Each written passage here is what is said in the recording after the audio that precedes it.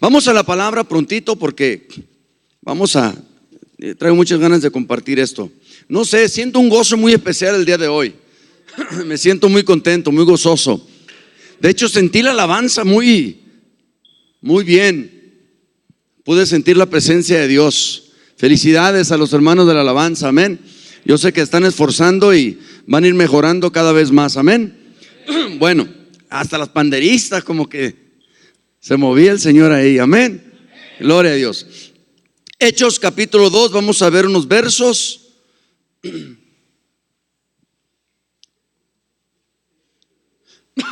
Vamos a empezar en el 41, amén. Compartimos esta palabra y no la concluimos el domingo. Queremos hoy concluirla. Queremos hoy tratar de concluirla. Y vamos a leer textualmente la palabra del Señor. Así que los que recibieron su palabra fueron ¿qué? Y se añadieron aquel día como 3,000 personas. Y perseveraban en la doctrina de los apóstoles, en la comunión unos con otros, en el partimiento del pan y en las oraciones. Y sobrevino temor a toda persona, y muchas maravillas y señales eran hechas por los apóstoles. Todos los que habían creído estaban juntos y tenían en común todas las cosas. Y vendían sus propiedades y sus bienes y los repartían a todos según la necesidad de cada uno. Y perseverando unánimes cada día en el templo y partiendo el pan en las casas, comían juntos con alegría y sencillez de corazón, alabando a Dios y teniendo favor con todo el pueblo. Y el Señor añadía cada día a la iglesia los que habían de ser salvos. Padre, bendice tu palabra. Señor, te pedimos que mientras nosotros predicamos tu palabra haga y cumpla el propósito por el cual tú le envías. No solo a los que están aquí, Señor, físicamente, sino a todos los que están viendo o escuchando esta prédica. Pedimos que tú suplas la necesidad en las vidas de las personas, primeramente espiritual y después las demás necesidades. Ayúdanos a poder compartir tu palabra con sinceridad y con honestidad. Que todo sea no solo para la honra y gloria de tu nombre, sino para la edificación de tu pueblo, en el nombre de Jesús. Amén y amén. Dios les bendiga. Tome su lugar, por favor.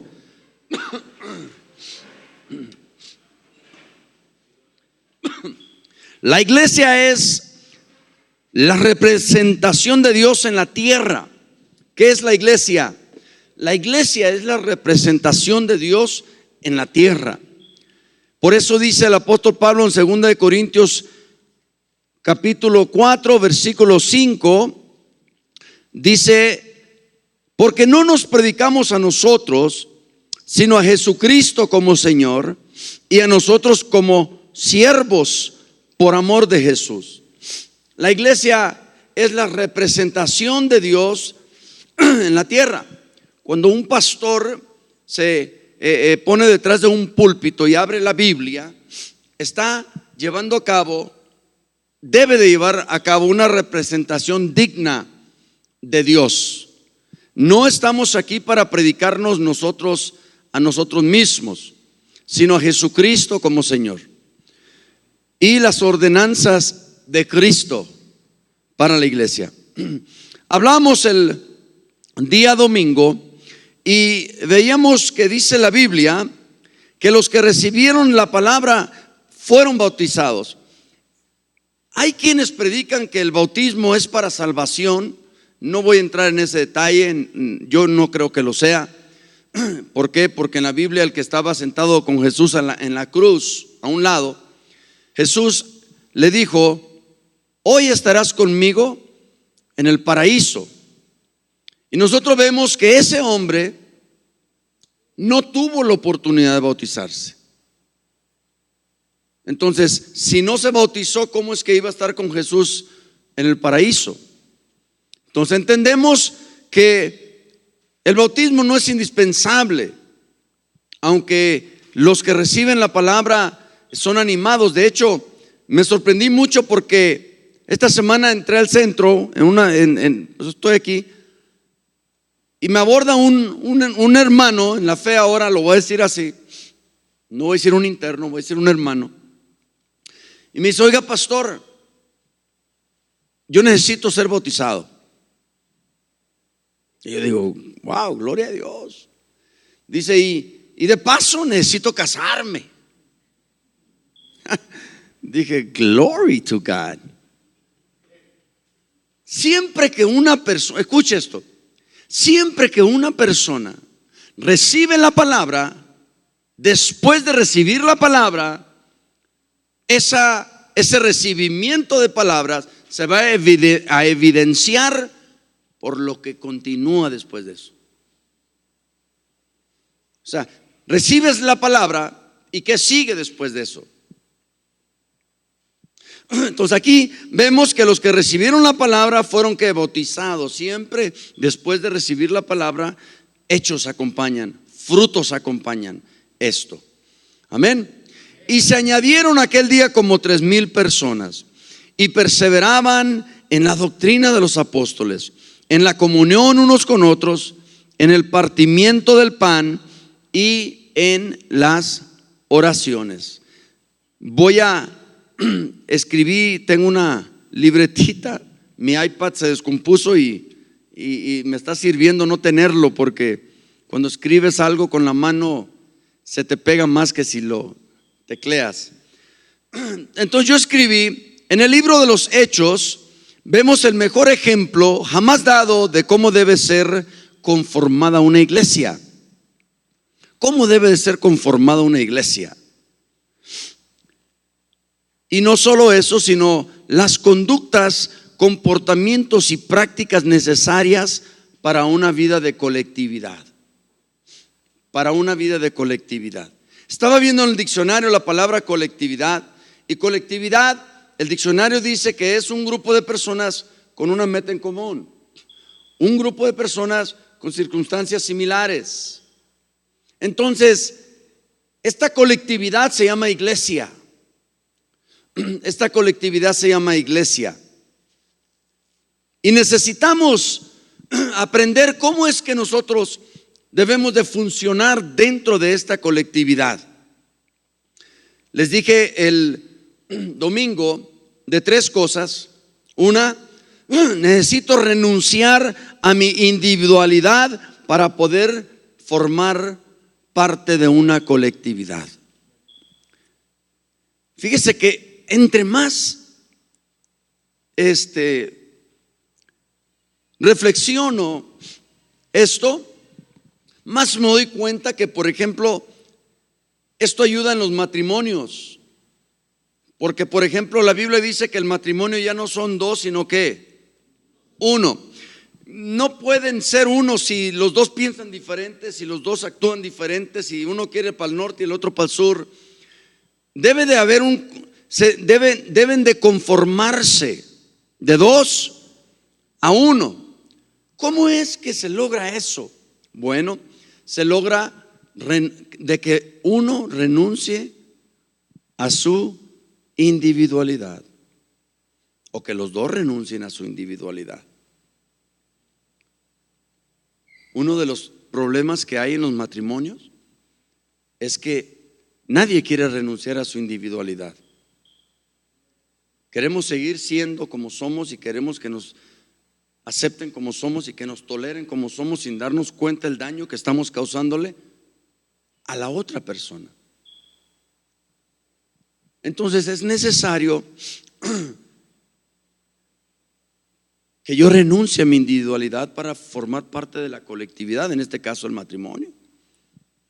Porque cuando tienes a 2 personas con pensamientos, ideas, visión o lo que tú quieras, opuestas o diferentes, siempre va a haber conflicto. Siempre. Y la solución al conflicto es difícil, porque ese tipo de pensar que los metió en el conflicto en el primer lugar va a ser lo que los va a mantener alejados, y es lo que les va a dificultar el poder solucionar el conflicto. Entonces, en la iglesia es igual. Así como vemos a las panderistas que tienen rutinas, que tienen un uniforme y que todas se supone que deben de hacer lo mismo. Cada una de ellas, en el momento de ministrar, ellas deben de renunciar a su individualidad. No pueden decir: es que a mí no me gusta esto, porque entonces se para mientras todas las demás están. No pueden meter sus gustos propios o personales por encima de los del grupo, porque entonces ya es una división.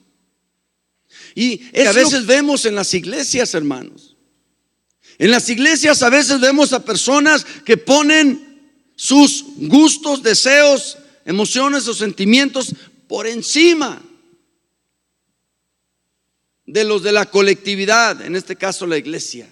Por ejemplo, una hermana una vez testificó de que en su casa había tanta escasez que en cierta ocasión la comida o comía su esposo o comía ella. Y dijo: y pues tuvo que comer mi esposo y yo me quedé sin comer. O sea, ella se sacrificó para que su esposo y sus hijos comieran. Y a eso es a lo que yo voy. Debe de haber una renuncia a nuestra individualidad, a nuestra persona, a nuestros deseos, a lo que nosotros queremos. O sea, debemos de aprender a cederle a Dios nuestros sueños. O sea, que el sueño de Dios sea el que triunfe, no el mío. Que el deseo de Dios sea el que prospere, no el mío. Que la obra de Dios sea la que crezca, no yo. Porque no nos predicamos nosotros a nosotros mismos, sino a Jesucristo como Señor. Sea la gloria para Él, no para nosotros. Y a veces se nos hace difícil porque de repente vemos a personas con ciertas conductas, comportamientos, actitudes, y nos molestamos, y esto nos distancia de la persona o personas, y entonces hay una división y ya hay una iglesia dividida, porque estamos poniendo nuestros gustos por encima de la necesidad de la iglesia. Una persona que es creyente, nacida de nuevo, llena del Espíritu Santo, nunca debe de ver por sí misma, siempre debe de ver por los demás. Y ese es un problema que hay hoy en día. Hoy en día tenemos muchas personas viendo por sí mismas nada más. Decía yo el domingo, llevando agua a su propio molino. O sea, no sé si es por la edad o qué, pero llega una edad, un tiempo donde te das cuenta que en verdad ya lo que haces para ti debe de tomar segundo lugar. Esto las madres lo entienden muy bien, porque ellas desde que tienen hijos lo saben, porque ellas renuncian a su persona. Si el niño está llorando a las 2, 3, 4 de la mañana, se levanta. Si el niño está enfermo, lo lleva. Y si el niño, lo que sea la madre, el padre está roncando con las y la mamá ya anda muerta, hecha trizas por atender al niño. ¿Sí? Entonces, las madres saben mucho del sacrificio y del esfuerzo y de la renuncia a ellas mismas por el bien de otra persona. Pero hablando lo espiritual, esto es lo que pasaba en la iglesia primitiva. O sea, en la iglesia primitiva, les decía yo a los líderes que en la iglesia primitiva no había reglas. Porque tú debes de saber una cosa: las reglas son para los infractores, no para los que cumplen. ¿Cuántos están aquí? Mire, un ladrón cuando va manejando ve a un policía y se alarma.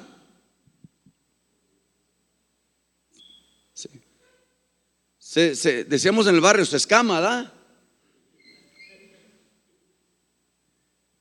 Pero una persona normal ve a un policía como si nada. ¿Cuál es la diferencia? ¿El policía? No, la persona.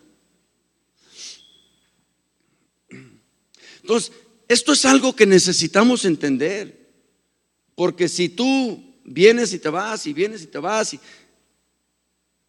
entonces estás poniendo tu necesidad por encima de la necesidad de los demás. Porque quizá ya hay alguien que está esperando de tu boca que salga una palabra que va a desatar ligaduras, que va a sanar al enfermo. Ahí es para que dijera amén, gloria a Dios, aleluya. Pero pues yo no sé qué tiene. O sea, porque no nomás es vengo a recibir, a recibir, a recibir. Entonces es una mentalidad mediocre. Mire, la actitud de un hijo de Dios al venir al templo, ¿sabe cuál debe de ser? Es, ¿en qué puedo yo aportar? ¿Qué puedo yo aportar al servicio de Dios para que su presencia descienda? Esa debe de ser la actitud. ¿Qué puedo yo aportar? ¿Cuántos estuvieron al inicio de la oración? Si oyeron a mi esposa orar, ¿cuántos se gozaron? Hoy ayunó, pagó el precio. Entonces la pregunta que nos tenemos que hacer es, ¿qué puedo yo aportar a este servicio para Dios? Bueno, déjelo así mejor. Cuando ya nos hablan de dar, como que y no estamos hablando de dinero, hermanos. Entonces perseveraban, dice la Biblia, perseveraban en la doctrina de los apóstoles, en la palabra de Dios. La primera iglesia no tenía reglas. Tú ibas y te congregabas y nadie te decía qué hacer. ¿Sabes por qué? Porque las personas no eran dirigidas por un hombre. ¿Sabes por qué? Porque las personas eran dirigidas por el Espíritu Santo y por la palabra que habían recibido. Si tú esperas ser dirigido por un hombre, vas a fallar y vas a fracasar. Y siempre vas a ver al hombre como la excusa de tu fracaso, de tu mediocridad. Porque no es el hombre, es la palabra que recibiste y el Espíritu Santo que te debe de guiar.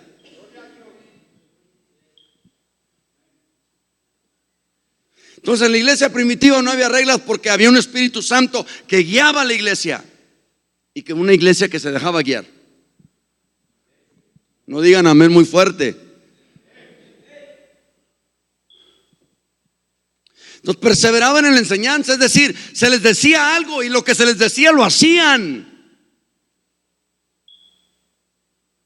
No eran personas que venían preguntando que por qué esto y por qué aquello y mejor esto no y esto no me gusta. No, hermano, eran personas que eran pecadoras y que entendían la gracia y que entendían la salvación y que entendían que no merecían, pero que el Señor se entregó en la cruz para entregar vida eterna. Y de la gratitud de sus corazones, ellos recibían la palabra con agrado en sus corazones y perseveraban en esa palabra. Y hoy en día las personas están tan llenas de la palabra que ya hasta se les pudrió la palabra. ¿Y por qué digo pudrió? Porque no da fruto.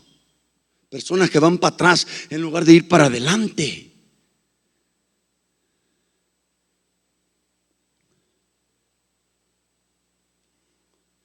No quiero ofenderte, pero si la palabra te ofende, te debe de retar. ¿En qué más perseveraban? En la comunión unos con otros. Déjeme le digo lo que puse aquí. Perseveraban en la doctrina, en la enseñanza, en la comunión unos con otros. Note, ellos no veían quién era, o si les caía bien, o si les caía mal, o si no les caía bien. Nada de eso. Ellos tenían comunión, koinonea en el griego, koinonea. Y koinonea tiene la idea de que si tú estás pasando por un problema o una situación, ¿estás aquí? Me tienes a mí para ayudarte. Cuenta conmigo. Estoy para ayudarte. Estoy para servirte. Hoy en día le hablas, oye hermano, un favor, lo que sea menos dinero. Koinonea tiene que ver con la idea de que tú cuentas conmigo para lo que se te ofrezca. Hay hermanos como el hermano David que de repente dura hasta 2-3 meses sin trabajar y toda la iglesia. El día que Omar perdió el trabajo también. Pastor Luis duró 5 años malito. ¿Dónde está la koinonea? La gente, mire, la gente quiere que cuando están enfermos los vayan a visitar, pero ¿cuántas veces ellos han ido a visitar a un enfermo? Diga conmigo, koinonea. Koinonea es cuenta conmigo, yo te voy a ayudar en tu problema. Y cuenta en que yo no te voy a traicionar detrás de tus espaldas. Cuenta en que yo no te voy a traicionar hablando mal de ti a otros, aunque hagas lo que hagas. Porque koinonea no solo tiene la idea de ayudarte, sino también tiene la idea de no hacerte daño. Porque es ilógico ayudar a alguien a quien le haces daño. Perseveraban en la doctrina, perseveraban en la comunión unos con otros. ¿Y luego en qué perseveraban?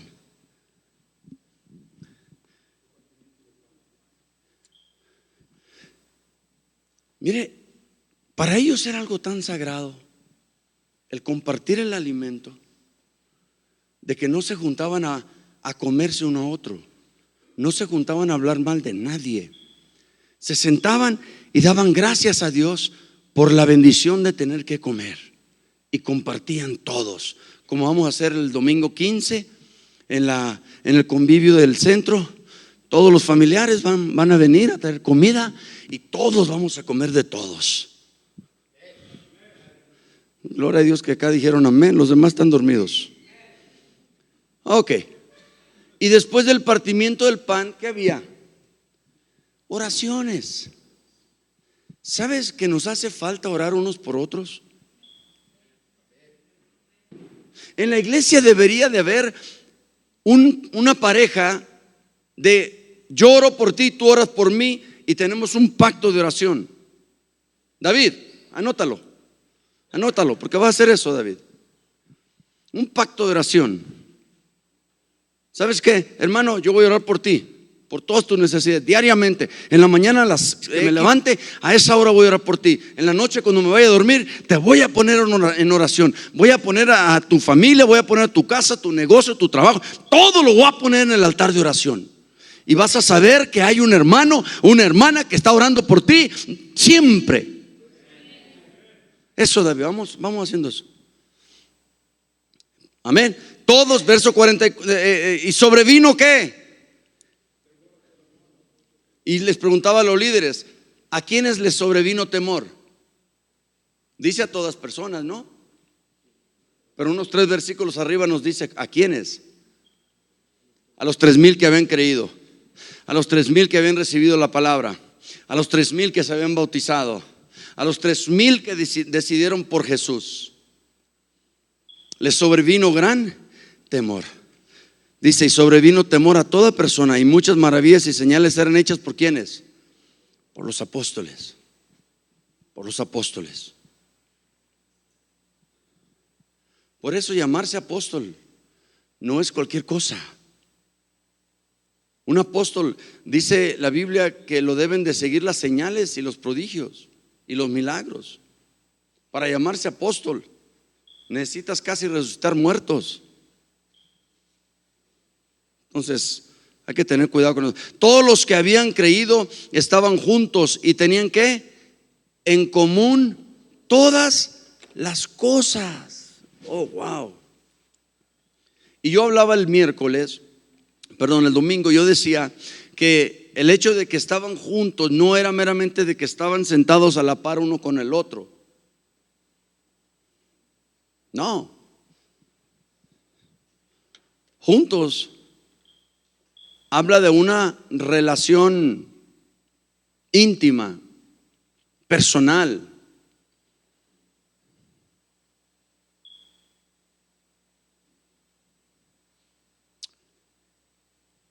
Una relación donde fluía el amor de Dios de uno para con el otro y del otro para con el uno, y había un compañerismo, había algo muy hermoso, porque las personas, como eran guiadas por el Espíritu Santo y la palabra que recibieron, no tenían necesidad de que se les estuviera cada rato marcando el paso. Era un deleite estar uno con el otro. Hoy en día no sé, ¿verdad? Y luego vendían sus propiedades y lo repartían según la necesidad de cada uno. Verso 46. Y perseverando unánimes cada día, ¿dónde? Quiero decirle esto. Estaba yo analizando y diariamente estaban en el templo. Diariamente. Y luego en Hebreos 10:25 dice: no dejando de congregarlos como algunos tienen por costumbre. En esos tiempos, no dejando de congregarse era no dejar de congregarse. ¿Cuándo? Diariamente. Hoy en día nosotros decimos: no dejes de congregarte, hermano, pero estamos hablando de miércoles y domingo. O sea, uno o el otro. No, para ellos era: no dejes de congregarte ni un día de la semana. ¿Se imagina usted? Y entonces yo me puse a pensar: ¿cómo sería el mundo en aquel tiempo donde se congregaban diariamente? Tendrían que hacer cosas como nosotros también. Tendrían trabajo como nosotros, tendrían esposas como nosotros, tendrían necesidades como nosotros.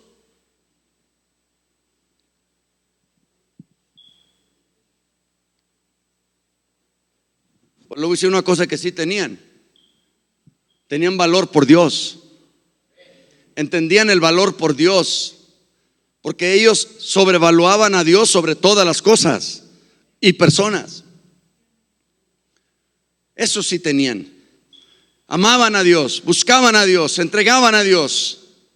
No les era carga, no les era estorbo. Más bien el trabajo les era estorbo. Más bien el quehacer les era estorbo. Hoy en día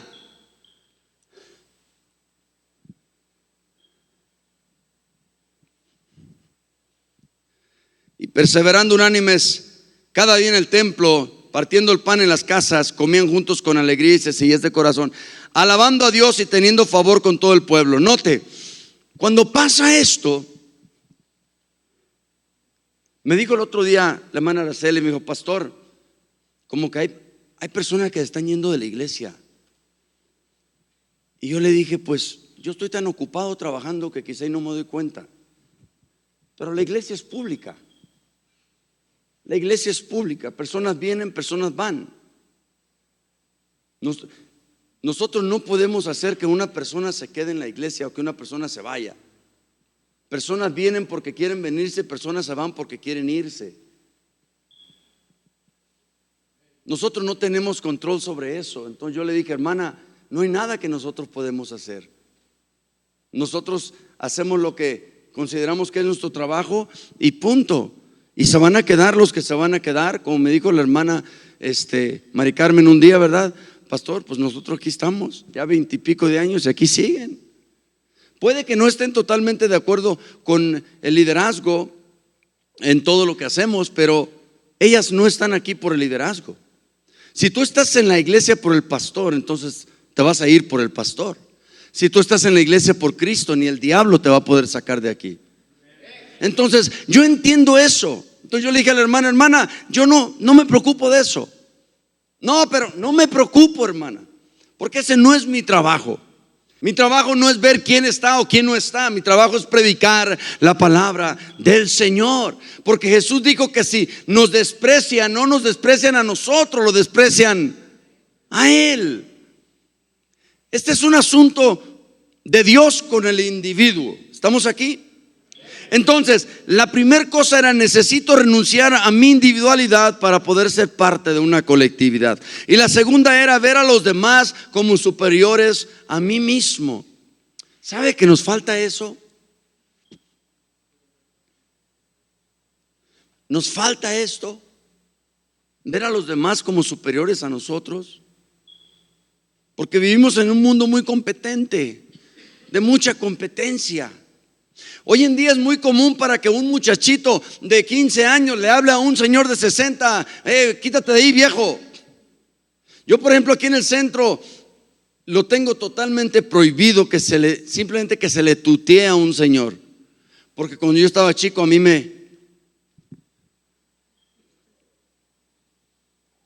todavía siento la bofetada de mi mamá.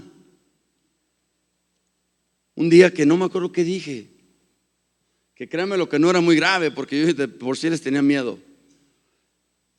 ¡Paz!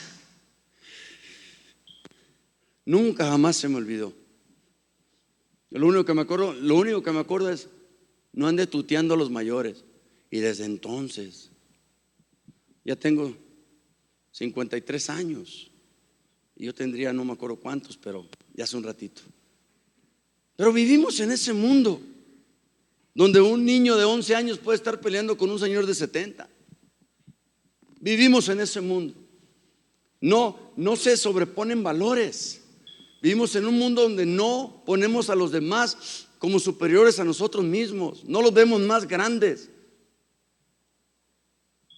Es más, aprendí de Arturo una cosa. Me dijo: pastor, ¿sabe usted lo que es envidia? Le digo: envidia, pues es que quieras lo de alguien más. No, dice, yo aprendí que envidia es otra cosa. Entonces le dije: a ver, Arturo, ilumíname. Entonces me dice: envidia es no querer lo que tú tienes, sino que tú no tengas lo que tienes. ¿Es algo así?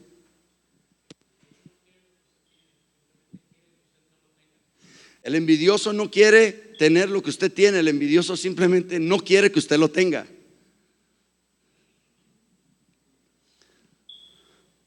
Porque quizá en la mente del envidioso es: usted no se lo merece. ¿Aló? Pero la envidia se va cuando quitamos el egoísmo y cuando aprendemos de que necesito ponerlos por encima como superiores a mí. Para yo ver a alguien como superior a mí, yo me tengo que hacer chiquito. Y es un problema porque no nos queremos hacer chiquitos, queremos vernos grandes, queremos brillar. Y el problema no es de que brillemos, hermano, el problema es de que tengamos que opacar a otros para poder brillarnos.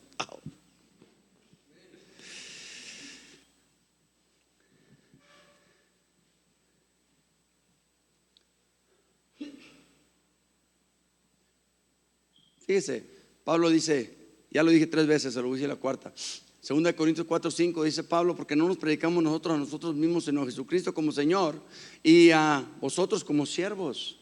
¿Qué somos? Siervos. ¿Qué es un siervo? Un servidor, un ministro, un servidor. ¿Qué es un servidor? Alguien que sirve. Es lo que somos. Por eso cuando Pablo habla a la iglesia en Corinto y comienza a tratar el asunto de la división, les dice: oye, espérame, ahí les doy una enseñanza tremenda. Les dice: aquí ni el que siembra ni el que riega es nada, sino Dios que da el crecimiento.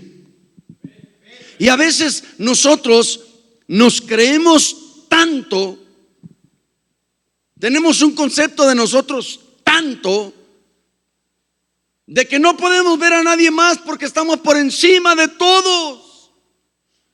Le llaman el síndrome del pavo real, uno de los 7 animales en el corazón del hombre. ¿Aló? Un día les voy a predicar de los 7 animales del corazón del hombre, otra vez.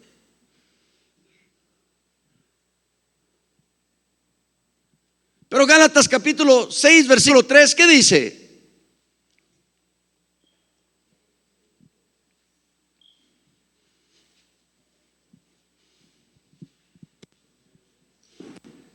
¿Qué dice? Porque el que se cree ser algo y no es nada, ¿qué hace? A ver, dice ahí, el que es algo, ¿qué dice? Porque el que es no se cree. El que se cree porque no es. Mira, hay personas que si la ropa no es de marca, no se sienten bien.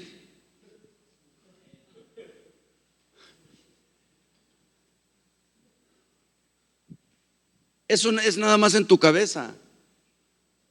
Porque la ropa del tianguis y la ropa de marca es la misma, hace lo mismo y trabaja para lo mismo. ¿O no? Que quieras traer Calvin Klein, pues ya, ese es otro asunto, ¿verdad? Pero el que se cree ser algo, siendo que nada. El que se cree ser algo, siendo nada. Así mismo. Es como el que trae el peluquín. Ojalá aquí nadie traiga uno. Pero es como el que trae el peluquín. Por eso me quité la barba el otro día. Me sentí muy incómodo. Gracias a Dios por gente que se me acercó y me dijo: pastor, qué bien se le ve la barba. Y Pues me hicieron la barba, ¿verdad? Pero, de veras, unos hermanos dentistas una vez me hicieron una placa porque aquí no tengo un diente y me la puse un día y después de ese día me la quité y la perdí, ya no me interesó. Prefiero andar con el hoyo ahí. Yo sé que no lo dije bien, pero bueno, usted me entiende, soy de barrio. Prefiero traer el orificio de la hendidura, el espacio entre diente y diente. Sí, pero porque me sentía mal con aquello que yo sabía que no era mío y que quería yo hacerlo parte de mí. Me estaba engañando a mí mismo. Es como el que agarra la leche y porque tiene un cuartito de leche agarra medio litro de agua y le echa agua a la leche. Te estás engañando a ti mismo. Ya tengo más leche. No, ya tienes más agua. ¿Sí me explico? O sea, te estás engañando a ti mismo. Entonces, no es lo que anda buscando Dios. Por eso la iglesia en Corinto, creo yo que está allí para enseñarnos cómo no ser. ¿Y qué no hacer? Entonces tengo que ver a los demás superior. Filipenses capítulo 2 versículo 3 dice: nada hagáis por vanagloria ni por contienda, sino, ¿qué dice? Sí, léalo por favor. Nada hagáis por contienda o por vanagloria, antes bien con humildad, estimando cada uno a los demás como superiores a él. Gracias. Entonces decíamos que hay una traducción que lo lee de otra manera, ¿no? Y esa traducción lo lee de esta manera, dice: no sean egoístas, no traten de impresionar a nadie, sean humildes, es decir, considerando a los demás como mejores que ustedes. ¿Quién va a poder hacer eso?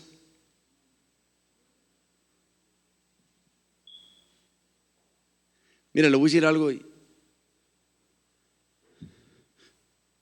En cierta ocasión Jesús dijo: venid en pos de mí y os haré pescadores de hombres. Mateo. Y hay otra, me parece que es bueno, el que viene a mí no echo fuera. Está la otra: venid a mí todos los que estáis cansados y trabajados, que yo os haré descansar. Pero escuche esto: pero no se crea que Jesús andaba reclutando gente, ¿eh? Si usted lee la Biblia, se va a dar cuenta que lejos de reclutar gente, Jesús estaba descalificando gente. En el capítulo 6, me parece, de Juan, casi los corre. Cuando les habla de comer su carne y de beber su sangre, dice que muchos discípulos, al oírlo, comenzaron a irse. Entonces él voltea y ve a los 12 y le dice: ustedes también se quieren ir. Muchas de las veces las personas quieren que los pastores detengamos a la gente de hacer algo.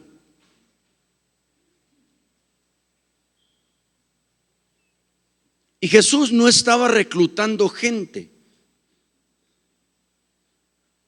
Quizás se le acercaban a Jesús y le decían: Señor, se te están yendo, que se vayan, no son de aquí.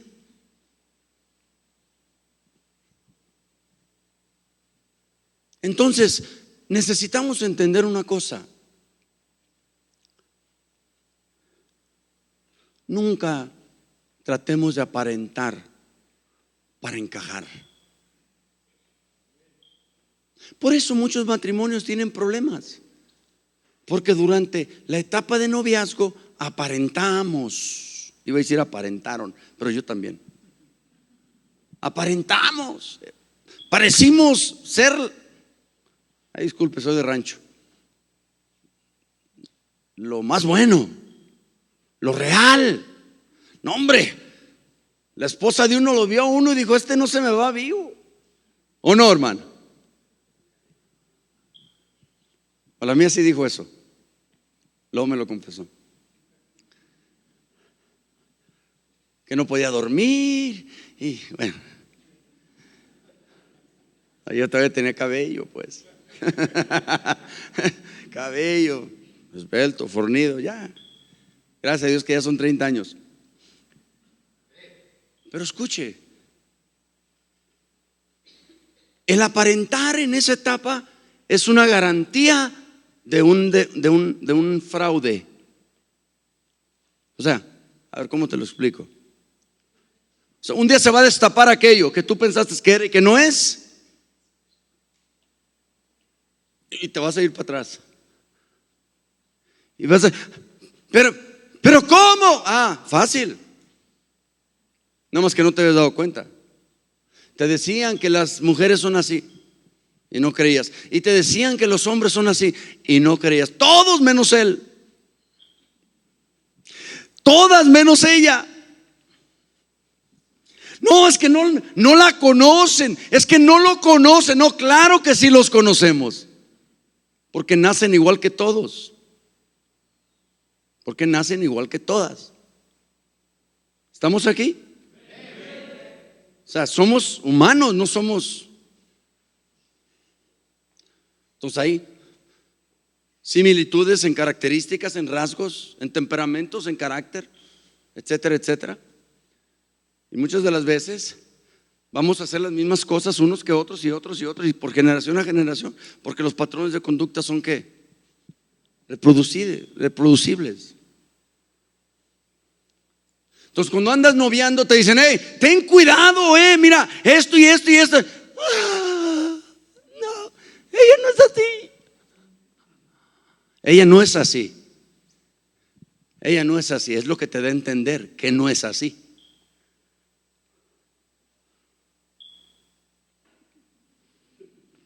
Pero la experiencia nos dice que ella es peor todavía. O sea,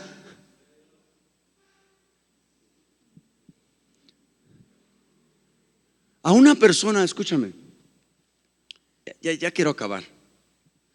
Una persona no se conoce así. Hola, hola. No, no se conocen así. Se conoce así. Así se conoce a la persona.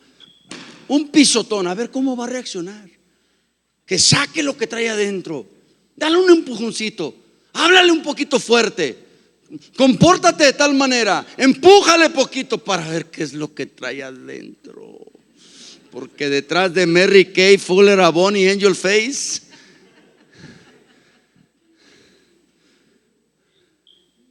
¿quiere ver pureza? Mira, aquí está pureza.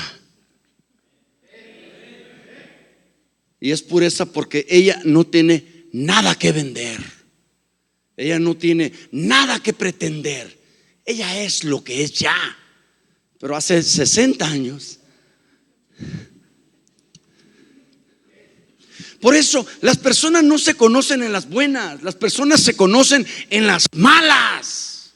Cuando no tienes que comer, cuando no tienes que vestir, cuando no tienes dónde vivir, cuando estás enfermo, ahí la persona que está a tu lado, ahí cuando estás mal tú con todos, cuando todos te dan la espalda, allí es cuando vas a ver a la persona. No cuando todo va bien. Yo me río. Hoy en día todos los niños, amor, amor. Oye, ¿vas a ir al parque, amor? Sí, amor. Y yo digo, estos muchachos saben mucho más del amor que el pastor. Porque yo a mi esposa no le digo así ni le hablo así. Todo es amor. Amor. Y en la mañana se levantan y amor. Y se van a trabajar, le hacen amor, amor, amor. Y están trabajando, ya me voy porque está mi amor. Y después empiezan, amor. Dijo aquel, cuando la conocí me la quise acabar de amor. Dice, pero ahora me la quiero acabar a mordidas para que se desaparezca. Dice, escúchame, cuando todo va bien, todos hablan bonito. Es en tus días malos, cuando la iglesia atraviesa por ciertas etapas y ciertos periodos, es cuando conoces a la gente. Mire, llega un momento donde Pablo dice, todos me abandonaron, Demas me dejó por el mundo, y fulano de tal se fue, y sutano, todos me abandonaron cuando yo más lo necesitaba, pero no el Señor. El profeta le dijo al Señor, Señor, tuve miedo, tuve temor, porque mataron a todos tus profetas. Y dice, espérame, mi hijo, estás equivocado.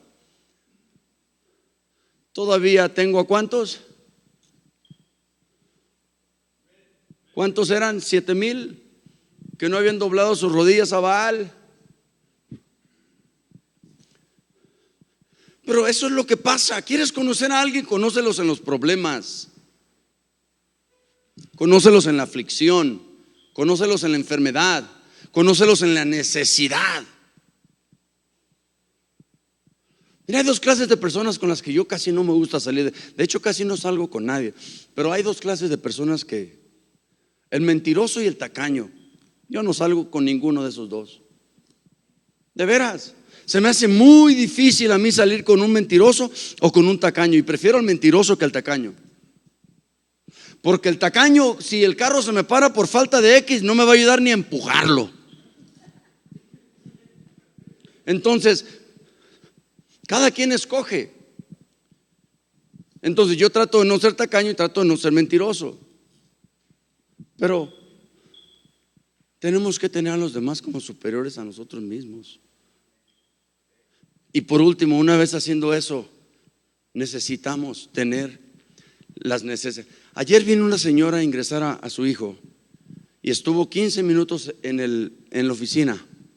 Y en esos 15 minutos vinieron los servidores, vinieron a pedirme medicamento como unas 10 veces, como para 10 personas. Oiga, pastor, que fulano tal le duele la muela, que fulano tal la cabeza, que fulano tal las tripas, que las patas, que las manos, y que no, hombre, era una tocadera. Y yo, permítame tantito. Me dijo la señora, oiga, y no hay cupo para mí. Dice, porque a mí nadie me atiende y yo veo que usted aquí atiende a todos.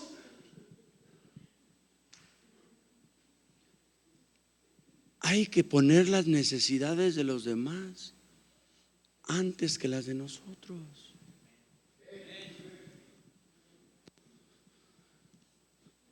Jesús nunca dijo, no vamos a ir a Jerusalén porque me duele la cabeza y yo tengo que descansar. Pedro le dijo, Señor, no vayas porque te van a matar, apártate de mí, Satanás.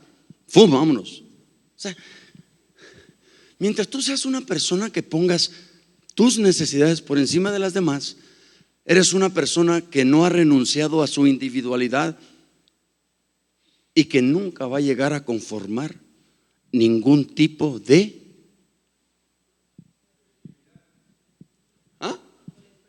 colectividad. Por eso no es la colectividad el problema. Yo le decía a este muchacho, le digo, hermano, le digo, vas a agarrar un trabajo y vas a durar mucho en ese trabajo. Y luego hace una cara. Y le digo, ¿por qué hace esa cara? Y dice, porque nunca duraba en los trabajos. Le digo, pero ahora vas a durar en los trabajos. Le dije, ¿por qué? Eres humilde, tienes corazón de siervo. Quiero que entiendas esto. Pablo lo dijo muy claramente. ¿Qué acaso Cristo está dividido? No, el problema no es la iglesia. El problema no es la colectividad. El problema es de que yo pueda renunciar a mi individualidad. Imagínese, yo voy a trabajar con usted, le digo, oiga, ¿me da trabajo? Y usted dice, sí. Y yo voy, y entonces usted me dice, necesitamos destapar este drenaje. No, lo siento, señor, yo destapar un drenaje, ¿está loco usted? no la voy a hacer en ese trabajo. ¿Por qué? Porque necesito renunciar a mí. Y eso es lo que muchos no quieren y no están dispuestos a hacer. Cuando el esposo le grita, se calla. Porque como dijo el profeta, es mejor un loco que dos. ¿Cuál profeta? No está en la Biblia, O sea, ¿sí me explico? Mire, si yo renuncio, necesitamos esto. Aprenda a renunciar a su individualidad. Cuando tenemos mujeres diciendo que son princesas, ya se fregaron los hombres. Porque las princesas no lavan, no planchan, no cosen, no cocinan, no limpian la casa y dan órdenes. Entonces, ¿te imaginas casarte con una de esas?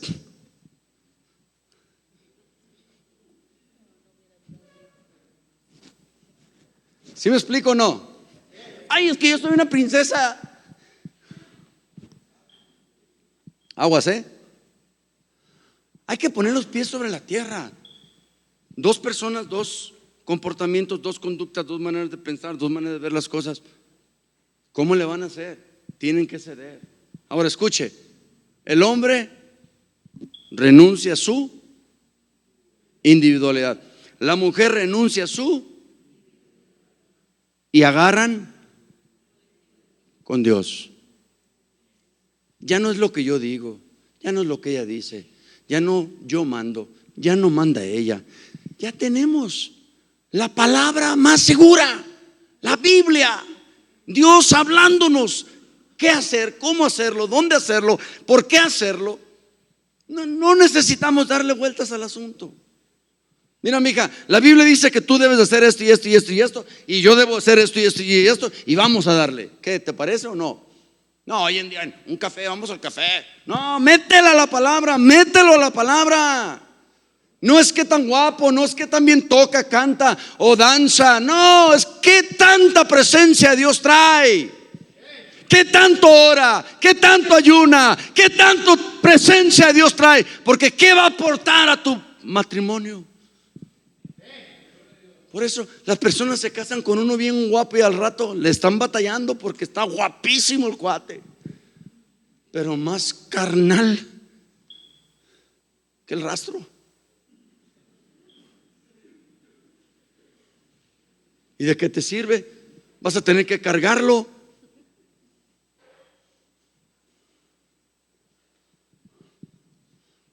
No, hermanos, me toca el 27 predicar en una boda y ya sé de qué voy a hablar. Y es en otra iglesia, me invitaron a predicar a mí.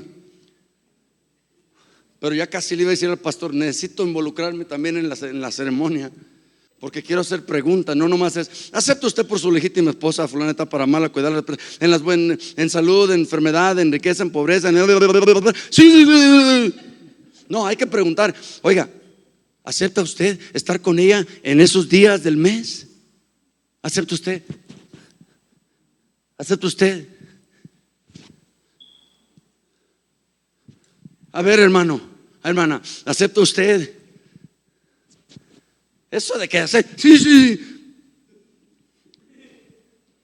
No, ya sé de qué voy a hablar. 27 de diciembre, 5 de la tarde. Es que de veras, hermanos,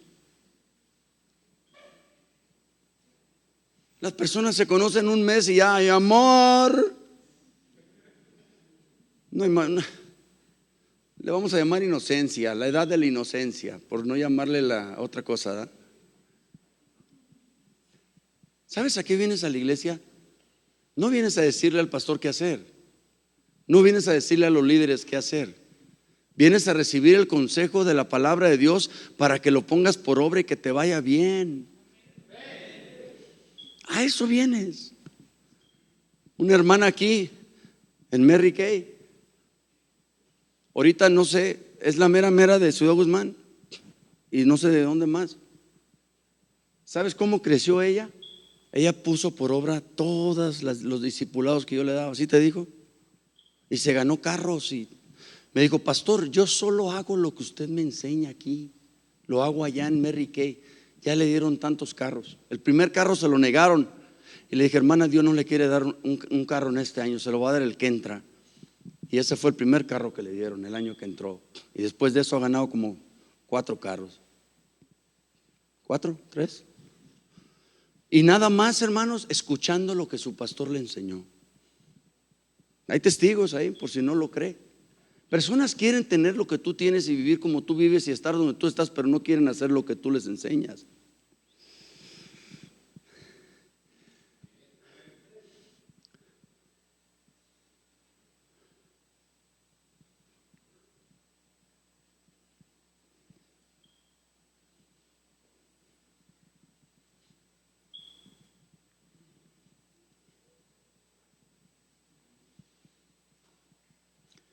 Si yo quiero saber lo que usted sabe, me junto con usted y lo escucho, porque es como voy a aprender. Agárrese, porque una vez aprendiendo, voy a poner por obra.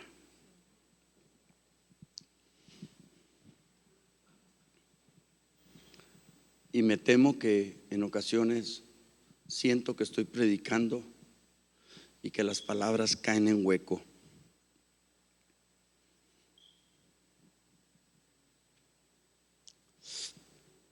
Y ojalá y les sirvan. Porque como les digo yo a los muchachos, se los digo a ustedes también.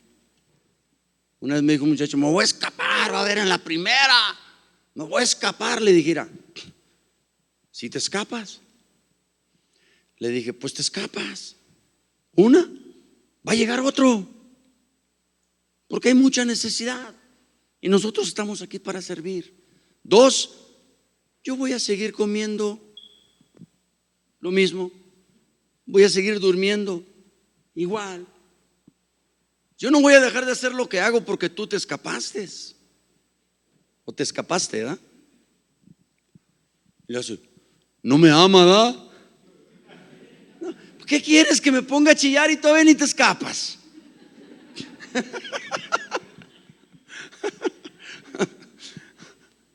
O sea, es que es la verdad. Ni modo que nos agarremos aquí. ¡Ay, te escapó!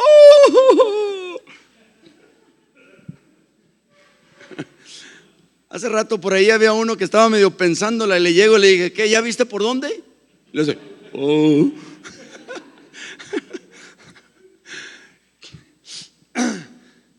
Hermanos, de veras, agarra la palabra, corre con ella. Yo una vez le dije a una persona, yo no vivo diciéndole a mi esposa te amo. Y esto porque la persona me dijo, oiga, pastor, ¿le puedo hacer una pregunta? Le dije, sí. Dice, yo casi nunca escucho que usted le diga a tu esposa te amo. Le dije, no vivo diciéndoselo, pero usted vaya a mi casa y vea cómo vive y vea cómo la trato. Y no voy a decir lo demás porque ya ve que el envidioso no quiere tener lo que. Entonces, no es lo que dices, más que dígalo. Viene febrero, ay, unos chocolates, y quítate eso de aquí, hombre, vete, cómprate unos frijoles, arroz y. ¿Por qué? Porque eso todos lo hacen. Dar flores en febrero, el 14, y dar chocolates, eso lo hace todo mediocre. No, dáselo ahorita que no hay nada. Llégale y dile, aquí te va tu ramo de flores. Y va a decir, oh, eso está chido. ¿Cuántas mujeres quisieran que le dieran flores en el día que no es su cumpleaños? Levanten las manos. Okay.